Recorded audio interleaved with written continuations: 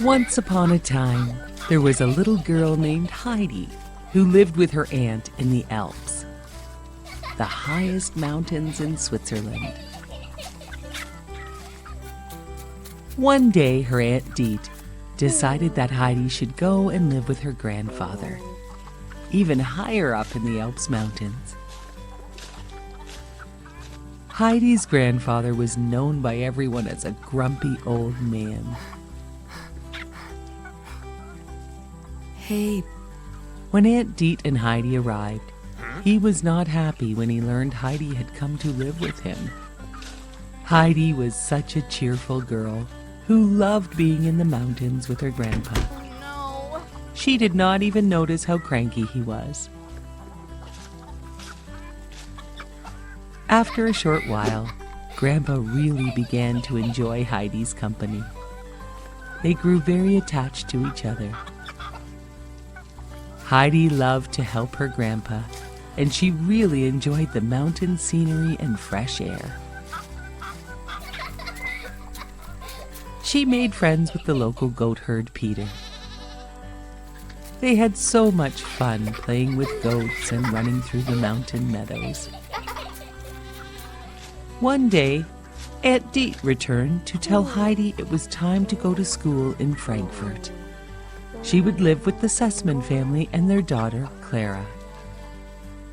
Heidi and her grandpa were very sad to say goodbye as she left for the big city of Frankfurt. When Heidi arrived in Frankfurt, she was taken aback by all the hustle and bustle of the big city. Heidi met the Sussman's governess and their daughter Clara. Clara was confined to a wheelchair, as she had been sick and her legs were not working properly. She was very excited to meet Heidi. The two girls became great friends. Heidi would sometimes play a little too wildly for the governess. The governess became very strict with Heidi. Heidi was sad. She was not used to city life, let alone being indoors so much. She felt trapped in the city and longed for her grandpa and their happy life in the mountains. The governess called Aunt Dete and explained how she was worried about Heidi. Aunt Dete came and took Heidi to the doctor. The doctor told Aunt Dete, Heidi needs to return to the mountains and she will feel much better. Heidi was so excited when she heard the news. She told Clara how much she would miss her, and then Aunt Dete took her to see her grandpa.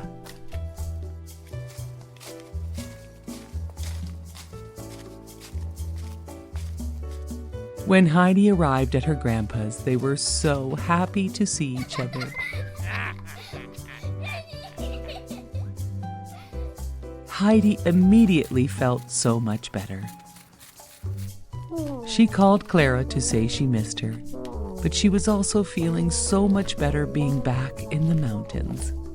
Clara asked her parents if she could visit Heidi. They said yes. Clara's parents also hoped the fresh mountain air would make Clara feel a little better. Clara arrived and played with Peter and Heidi. Clara loved the mountains and the fresh air and the goats. And she also began to feel so much better.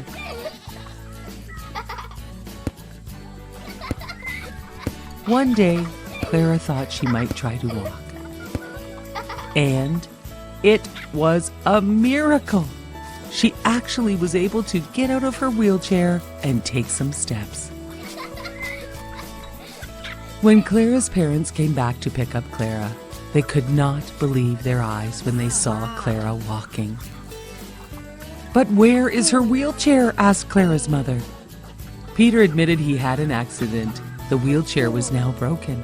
Peter said how sorry he was. But Clara and her mother forgave him. "You helped me learn how to walk, Peter," said Clara. "And for that I am forever grateful." It was now time for Clara to return to the city. They all hugged and promised to remain friends forever. Grandpa declared Clara's miraculous recovery to be a miracle of the Alps mountains and true friendship. Everyone lived happily ever after, exchanging city and mountain visits forever. Long ago, in a small village, a woodcarver named Geppetto made a wooden puppet. It looked so much like a real boy that Geppetto gave it a name, Pinocchio. The old man was so happy, he showed the puppet to his cat Figaro and his goldfish Cleo. As Geppetto showed his puppet to his dear pets, a small cricket named Jiminy Cricket snuck into Geppetto's house to have a warm night's sleep. Jiminy Cricket watched as Geppetto set the puppet down and gazed out the window at the stars. "Look at that! The wishing star!" Geppetto cried. Geppetto wished Pinocchio was a real boy. Soon it was bedtime, and Geppetto, Figaro, Cleo, and Jiminy Cricket all fell asleep. Before long, a beautiful light filled the workshop and woke up Jiminy Cricket. It was the Blue Fairy. She had heard Geppetto's wish and was there to make Pinocchio a real boy. She touched the puppet with her magic wand, and Pinocchio came to life. But Pinocchio had to prove he was brave, truthful, and unselfish to become a real boy. The Blue Fairy knew Pinocchio would need help, so she made Jiminy Cricket his helper, so he would help him to choose between right and wrong, and prove himself. Geppetto was delighted with Pinocchio, and he sent him off to school like a good parent. On the way to school, Pinocchio met a sly fox, who said Pinocchio could make a lot of money and didn't have to go to school. Jiminy Cricket didn't trust the sly fox. The sly fox said he could spend all of his time having fun in the theater instead of studying at school.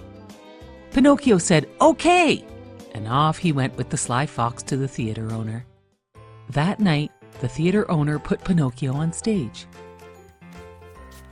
He was a big hit as he sang and danced for the crowd. The crowd threw money on the stage. Jiminy Cricket, who was in the crowd, worried. After the show, the theater owner locked Pinocchio up and said, "You will live here and make me lots of money." Pinocchio and Jiminy Cricket wondered how he could escape. Luckily, the Blue Fairy arrived. She asked Pinocchio why he missed school. He lied. She asked him more questions, and each time he told a lie, his nose grew longer and longer. The Blue Fairy reminded him to tell the truth if he wanted to be a real boy. Pinocchio promised he would tell the truth. She fixed his nose and set him free. The next day, Pinocchio met the sly fox again.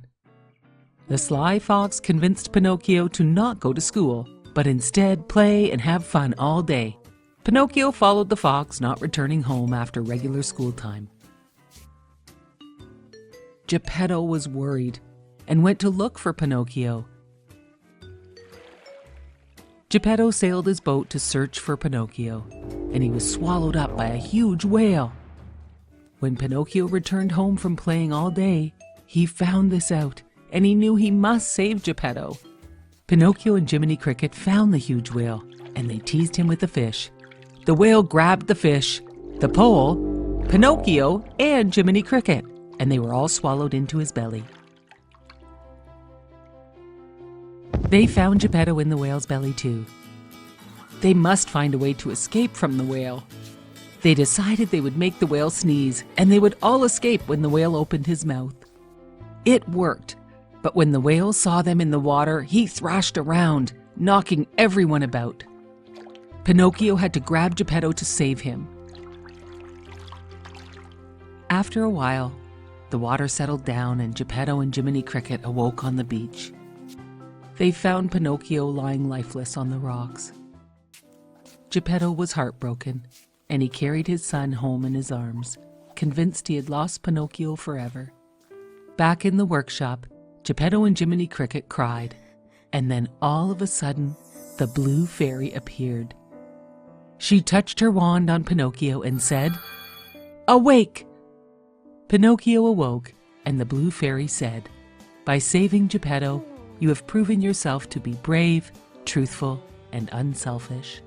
"I am a real boy!" shouted Pinocchio. Pinocchio, Geppetto, Jiminy Cricket, and all the pets celebrated and danced as Geppetto's wish had come true. Pinocchio was a real boy. A long time ago, a beautiful young woman was forced to live in an enchanted castle with a hideous beast. Belle had agreed to be his prisoner in place of her father.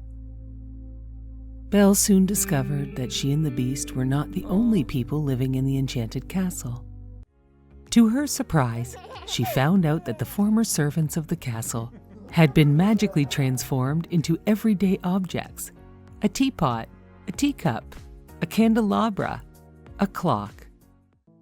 Meanwhile, the beast was very nervous. A long, long time ago, the evil witch who had turned him from a handsome prince into an ugly beast had warned him that he must learn to love and be loved to break the spell and turn back into a handsome prince. He had lost all hope until he met Belle. He was afraid she would never ever see him as a prince, but only as a monster. "She is so beautiful, and just look at me," he shouted to the servants. Mrs. Potts, the teapot, told him, "You must help her see past all that," she said. The candelabra agreed with Mrs. Potts. They told the beast to be a gentleman, compliment her, be kind, gentle, and sincere, but mostly to control his temper. The beast invited Belle to dinner, but she said, "No, thank you." The beast got very angry and roared, "If she doesn't eat with me, she doesn't eat at all." Despite their master's orders, Mrs. Potts secretly fed Belle dinner. Mrs. Potts and the other servants entertained Belle, and they all laughed and sang, "Be our guest." Belle was very fond of all the servants, but wanted nothing to do with the beast. Only after he proved that he cared by protecting her from the wolves did she begin to trust him. Slowly over time, they became friends. One day, as they played in the snow, Belle watched the beast hand feed the birds, and she realized there was a side of him she had never seen before. A kind and gentle side. The beast was so happy that Belle was no longer afraid of him. The beast wanted to give Belle a special gift for bringing happiness back into his life. He asked Belle to cover her eyes, and he led her into an enormous library. Belle could not believe her eyes when she saw all of the books. "They're all yours," said the beast. He knew how much she loved books. "Oh, thank you so much," she smiled. Belle read many books to the beast, and their friendship grew very strong. They each found they could talk and laugh with each other as they could with no one else. One night, a very special evening was planned. The beast wanted everything to be perfect. He worried very much about how he looked. The candelabra and mantel clock helped him to get ready. They told the beast how handsome and elegant he looked. When he saw Belle looking so beautiful in her ball gown, the beast bowed. At dinner, the beast was the perfect gentleman, and when Mrs. Potts began to sing a love song, the beast asked Belle to dance. She said yes, and they danced in each other's arms. The servants watching from the doorway were so happy for the beast. They would not have guessed that the beast's love for Belle would send her away. But he told Belle she was free to go. He could no longer keep her a prisoner. Belle left to visit her sick father. The beast's heart was broken. Villagers attacked his castle and he could not fight. He let them come in.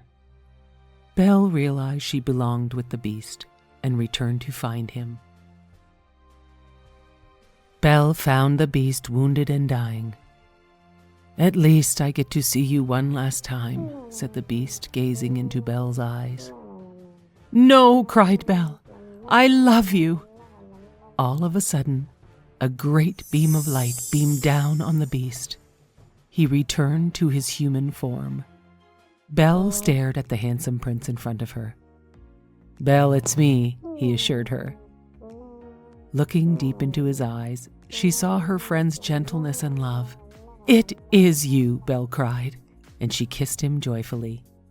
Fireworks lit up the sky, and all the servants became humans again.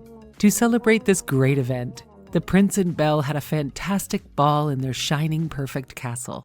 Belle wore her stunning evening gown, and the prince looked handsome and dashing.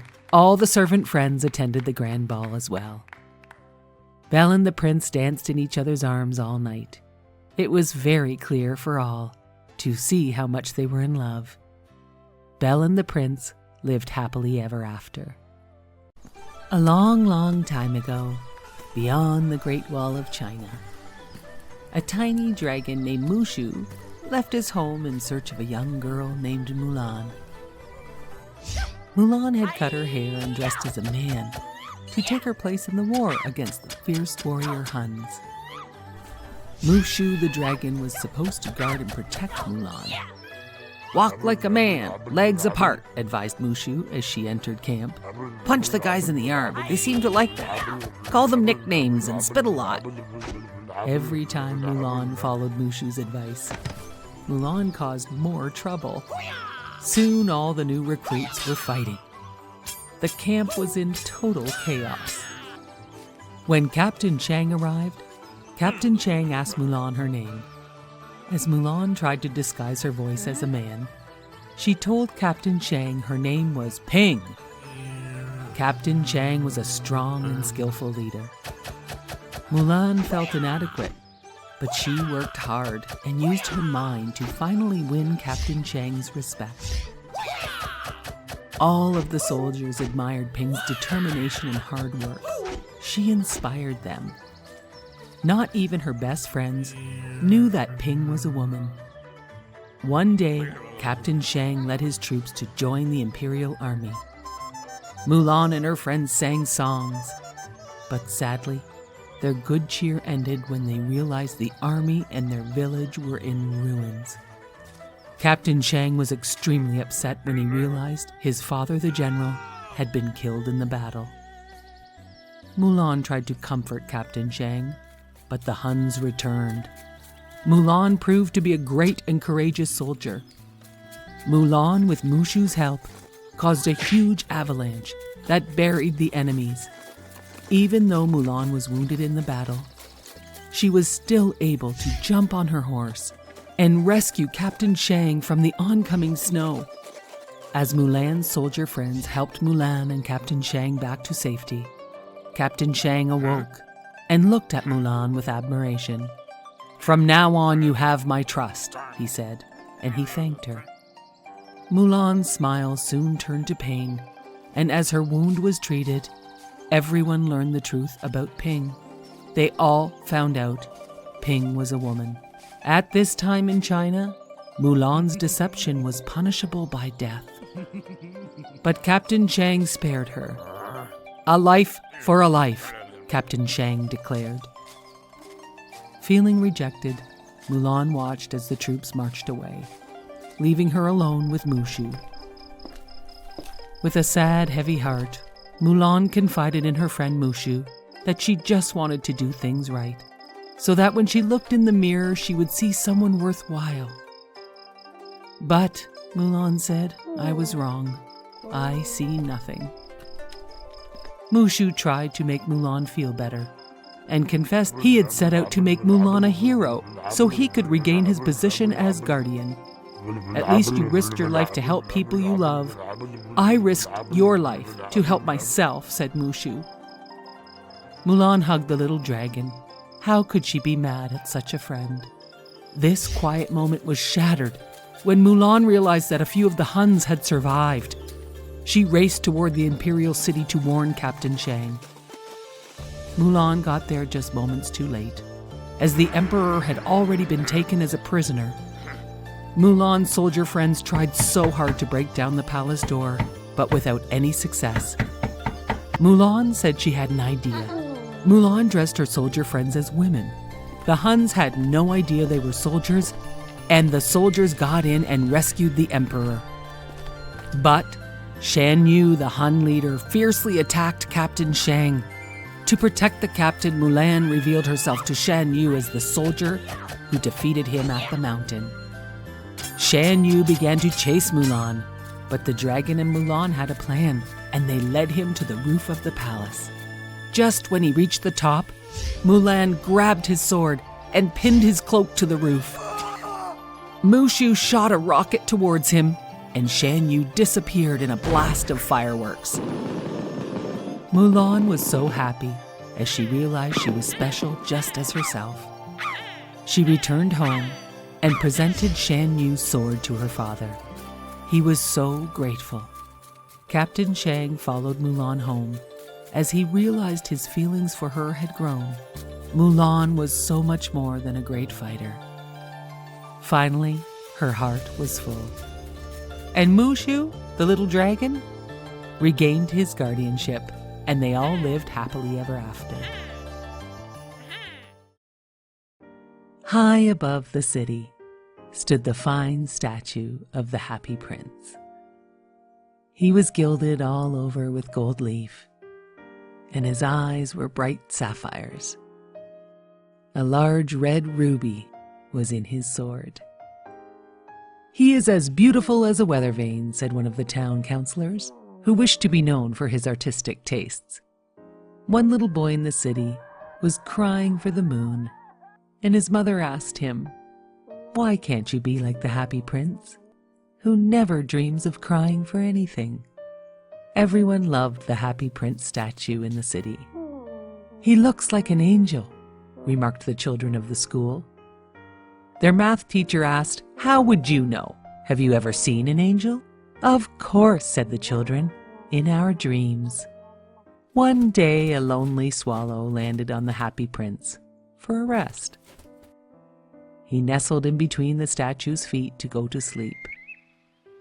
But just as he was about to fall asleep, a large drop of water fell on the swallow.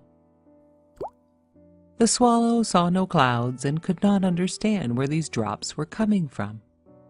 The swallow looked up and saw the statue's eyes were full of teardrops, and that is where the drops were coming from.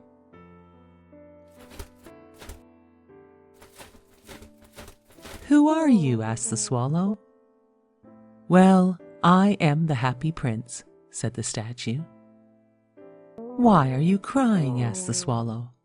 "I was a happy human prince my whole life, and when I died, they put me up here to see all the city's sadness, and so I weep. I can see a very sad seamstress who has a very sick son. She is so very poor. Swallow, swallow, will you bring her the ruby from my sword?" asked the Happy Prince statue. "Oh, but I must be leaving to meet my swallow family," said the swallow. "Oh, swallow, swallow, little swallow, will you not stay with me for just one day and help me?" The swallow agreed to stay and help to be the messenger for the prince. He flew the ruby to the seamstress's house in the night and laid the precious red stone beside her thimble. He cooled her sick child with a flutter of his wings, and the boy began to feel better. The swallow flew back to the prince to tell him all was done. "I will leave tomorrow." "Please, swallow, stay one more night to help me," the Happy Prince asked the swallow. He asked the swallow to take one of his sapphire eyes to help a poor playwright to finish his play. The little swallow snuck into the playwright's room and left the sapphire. The playwright was overwhelmed and could not believe his luck. The swallow returned to tell the happy prince how happy the playwright was. The swallow said goodbye, but the prince asked for his help again, to give his other sapphire eye to the little match girl in the square below. But if I pluck out your eye, you will be blind. Do not worry, little swallow.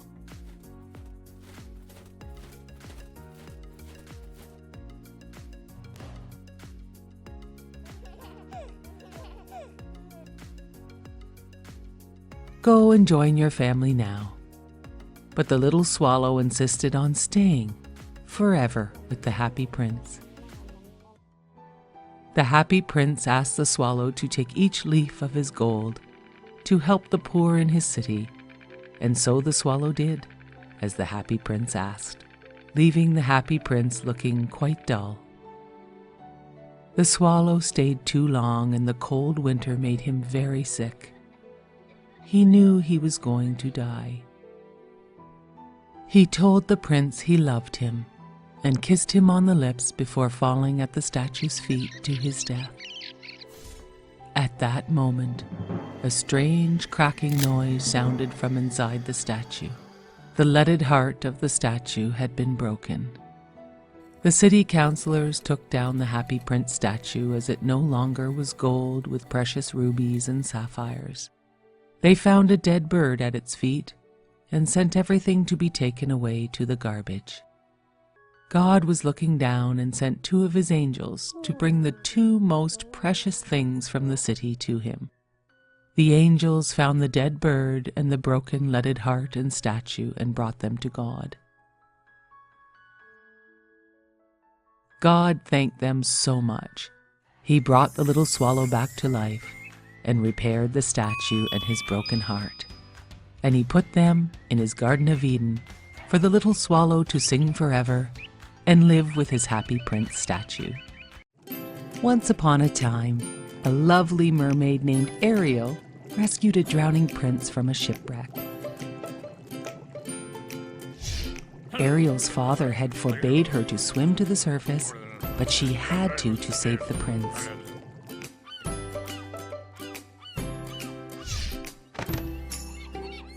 Ariel wanted to be part of the human world so badly. Somehow she would find a way. As she touched the prince's face, she wished with all her heart that she could stay on the beach and dance with this man of her dreams. As the prince lay unconscious, she sang to him. "What would I do to see you smiling at me?" she sang. Her father's trusted friend tried to convince Ariel that being under the sea was her home, and she would be much happier living her life there instead of the human world. The Sea King had asked his friend to keep an eye on his daughter.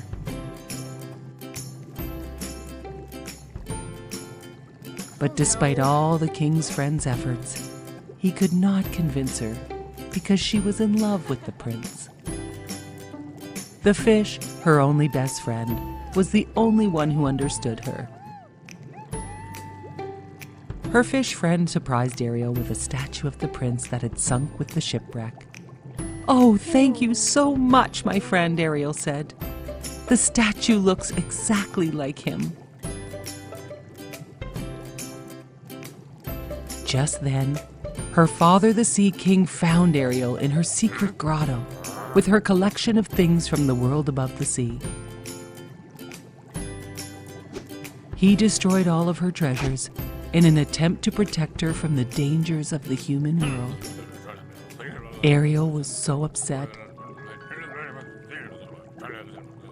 Oh no.